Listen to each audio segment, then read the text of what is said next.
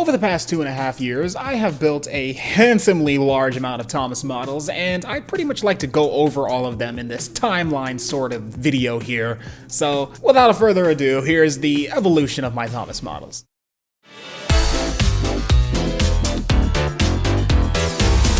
Our story starts in the summer of 2021. I decided to go ahead and build a cardboard model that wasn't particularly fit to a certain gauge of track or anything. It was just a fun little 3-day project I had going on, and that model is currently no longer with me, and I honestly don't know where it is. Flash forward to around August of that year, and I thought it would be a pretty much step forward to make a Thomas model completely out of acrylic. At the time, I of course didn't know anything about anything when it came to getting measurements or getting the parts from anywhere. I remember seeing a YouTube video that mentioned getting 3D printed wheels off of Shapeways, but that was pretty much it. I ended up ordering some acrylic off of Amazon. At this time, I've already seen quite a few Gauge 1 models out on the scene, and they were all, of course, based on the blue Classic Series Thomas. I haven't seen anything outside of maybe season 1, 2, 3, 4, and 5. Nope, I haven't seen 5, just 1 through 4. I didn't necessarily want to be a part of that crowd, so I decided to make a different type of Thomas, and that was going to be the green LBSC Thomas. Of course, I still don't have any pictures of this Thomas, or no, the construction process of this Thomas, but, you know, I still got after pictures. This model has been repainted about 3 times, but overall the paintwork stayed pretty consistent until eventually sometime the next year, this model was completely stripped of its useful parts and turned into a scrap model. This model is now in the hands of Thomas Wooden Railway Models on Twitter. He uses it as scrap dressing. Great working with the guy. So yeah, that's where the first acrylic green Thomas is to this day.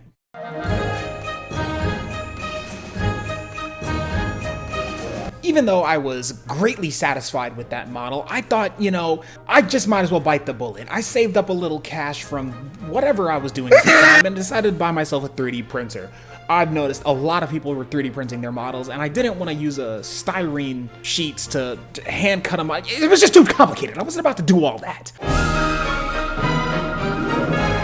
So I just, I bought an Ender 3, just a good old classic Ender 3, and built my very first Thomas model. As you guys already know, the very first Thomas that I made was absolute butt cheeks.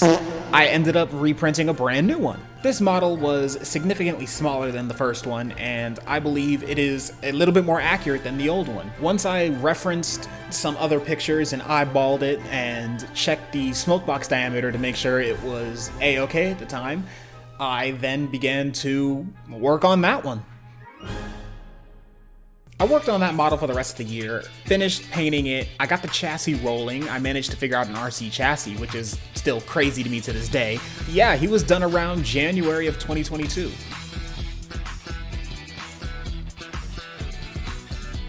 I put my heart and soul into that model, and to find out that the cab was the wrong size, it was hard. I couldn't accept it, but I did, and then I ended up stripping the paint off of it. I used styrene to raise up the windowsills and used filler to fill in the gaps, repainted it, and this model was looking great until I figured out it was once again inaccurate. The entire body just sat too tall overall. That and the cab shape was wrong, so it was time to fix it. But before completely rushing in and making a brand new model, I used Soldering Gauge 1's model to pretty much edit his model to look like the brass model, because sometime in the repainting of the older model, I decided I wanted to go for a hit arrow look, so season 8 was the goal. While I was working out all the measurements for the newer model, the old model was fitted with an iMech, so now an iMech and an RC chassis was both very possible with the Thomas model and with the electronics I had at the time, so this next model was going to be something great. I was then unfortunately subjected to a series of trial and error, but eventually on the 3rd go, I managed to get the model somewhere where I thought it looked pretty good in my opinion, so that model ended up being the model you saw in the Gauge 1 Thomas video. This model would also stand and stick by me for a very long time. But this model ended up being upgraded and parts replaced over time. This model has had several different running boards. It has had a series of different whistles, smoke boxes, splashers, pretty much everything besides the main body itself has been replaced at one point or another. Sometime during the summer of last year, 2022, he gained a front and a back lamp. His chassis has been upgraded and overhauled about several different times. Sometime after the lamp was added and before Annie and Clarabelle were built, his running board was replaced with a cleaner one, something, it was a lot more durable, a lot cleaner looking, so the replacement of it was bound to happen. A few weeks go by and Annie and Clarabelle were built, and to test their rolling and pretty much see if they're not rocky, Rocky. Go get him, Edward! So Thomas received the upgrade in his chassis that allowed all of his axles to be geared together, pretty much making him overall stronger. And his side rods became two separate pieces, more accuracy, because, why not? So yeah, that's pretty cool that his chassis was upgraded. This upgraded chassis was then seen in the Annie and Clarabelle video, pulling him along. He was a little bit wobbly, but honestly, it didn't matter to me because I liked it. It was a chassis that I could never do before. It was a chassis that I tested a long time ago, but I ended up doing. I was proud of myself, so it worked. It worked. I liked it.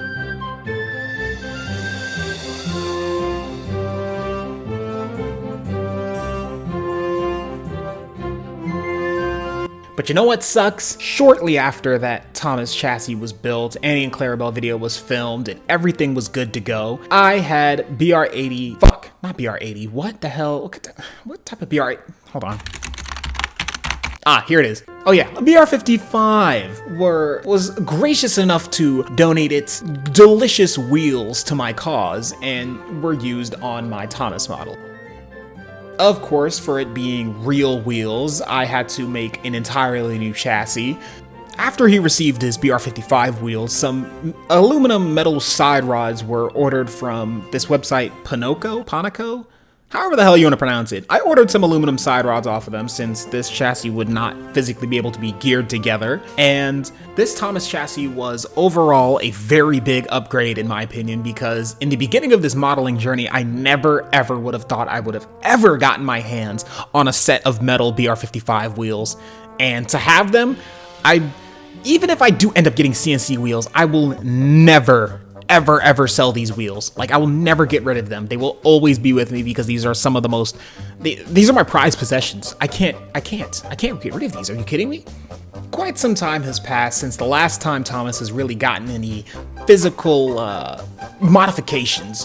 What the hell is even that? A few months go by and he's just pretty much becoming a paperweight. He just sits there, he doesn't do anything. So I decided it's time to change things up a bit. That's when I decided to heavily weather Thomas, and this would have been the guide I used to film the Stanley video.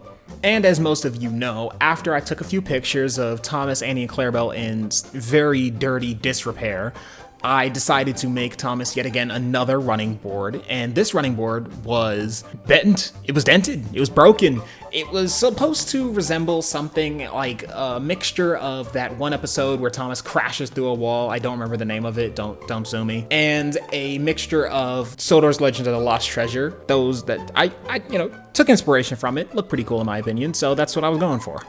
Then of course this running board was used as a prop, basically to help aid the storytelling I was trying to go for in the Stanley video and the Stanley cinematic parts. It was, it's something I did. It was a fun little pass the time type project, and it looks pretty cool in my opinion.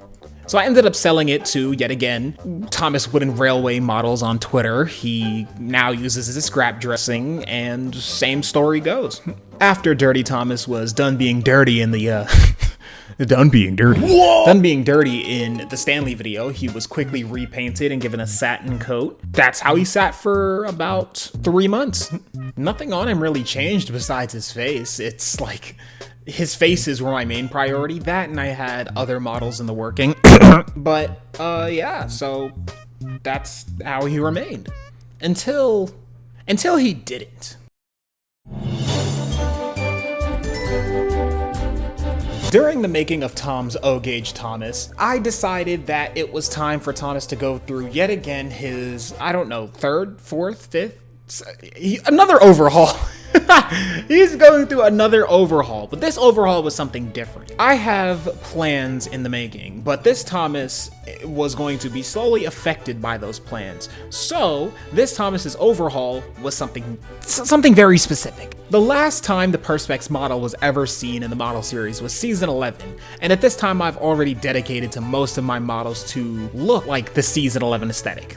So the overall idea was to get this brass Thomas to look like the Perspex Thomas. That would include changing the height of his cab windows, the placing of the portholes, the funnel size, the dome size and shape, and the way he sits on his running board. A lot of you don't know, but Brass Thomas and Perspex Thomas are very different in those ways, so the first course of action was to glue my Thomas down to the running board. Sorry about that.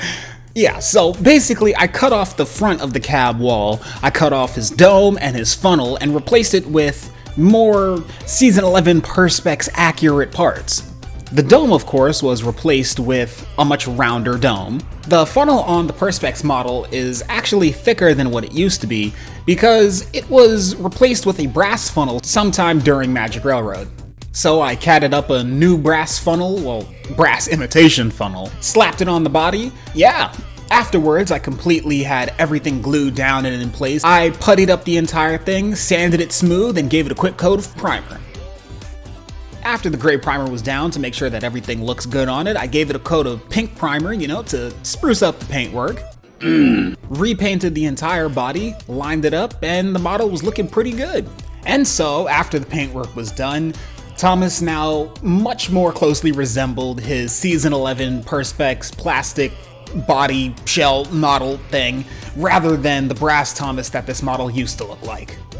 Now I know you guys are probably gonna be wondering, why did I convert my brass Thomas into a Perspex model if I've been completely dedicated to the brass Thomas ideology? Well, if you follow me on Twitter or Instagram, you already know what the deal is, but you're only subscribed to me here on YouTube, then well, I shan't say any more, or I'll ruin the next story.